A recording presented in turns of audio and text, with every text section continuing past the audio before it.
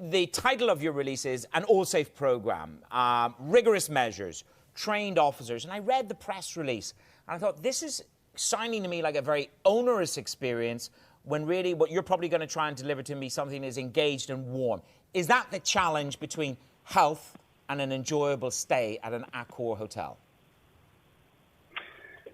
Obviously, this current situation and the impact of this pandemic to the industry has been catastrophic, and in some way, and we need to do everything that we can to try and encourage guests back to the hotels and encourage consumer confidence. And the way we need to do that is through our approach to making sure that there's a healthy, safe environment for people to enjoy. And you need to do that in the best way possible. Yes, there's going to be social distancing at locations like restaurants and swimming pools, but that can be made pleasurable all the same. And I think we're going to do every effort to make that happen. Mark, we understand that about 75% of Accor's global workforce has either been temporarily laid off or furloughed. Can you give us a sense as to how that's getting reflected in the Middle East in terms of numbers and whether there's more to come?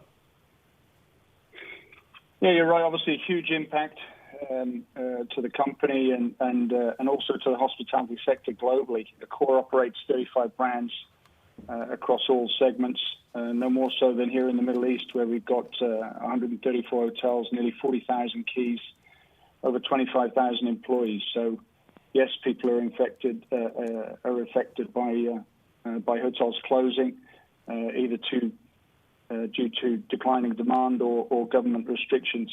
Today, we've temporarily closed 3,500 hotels globally, and some 135 here in the Middle East Africa region. So yes, there's a huge impact to team members. A number of team members either on furlough or reduced working hours. But luckily, so far, with the huge support of our fabulous owners, we've not had to make too many people redundant. I have to say we're around 800 from that perspective. So let's hope that continues and that things move forward positively and we can start to reopen hotels. Let's talk about the pathway to normalisation. Here you are, you've got the roadmap for health and ambitions to reopen. 135 hotels. What is the pace? What is the scale? Where's going to reopen the fastest? Just give us a little bit of a sense of that trajectory back to normalcy. UAE, Saudi, and the numbers. The situation today is awful, and not least because it remains unclear. But at a global perspective, you can see China starting to show shoots of recovery, hitting occupancies of 30% plus, heading towards 40.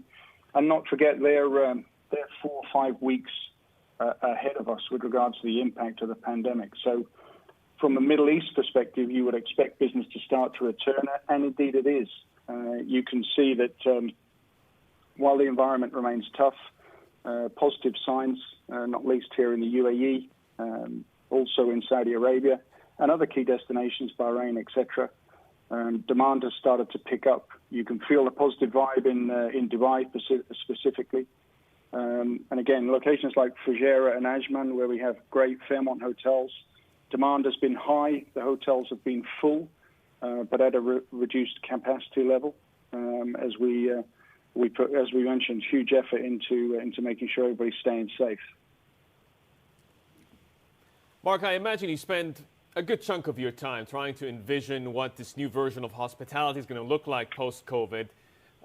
How does that get translated into key themes around whether mid-range is going to lose out to luxury even more going forward? I think the desire to travel and experience new cultures, new destinations is going to continue across all the segments. We can see that in China and also in the US, mid-scale eco is improving from a demand perspective. But here in the Middle East, I think you're going to see a spread across them all. And the environment has changed dramatically, but that's something we just need to deal with and not be afraid of. I believe it'll continue to develop and improve on all fronts. Our focus remains our owners and our guests and supporting the guys at hotel level, making sure that we keep everybody safe utilizing the All Safe program, and like I say, regaining customer confidence. But things will change. We'll focus on things like technology, touchless check-in, check-out, online menus, WhatsApp guest communication formats, and as I say, the social distancing without the loss of experience. That's going to be the key. Well, bottom line for me, Mark, am I going to have to pay more at the click of the button if you're putting in these new levels of safety to look after me, to protect me, to make my stay safe?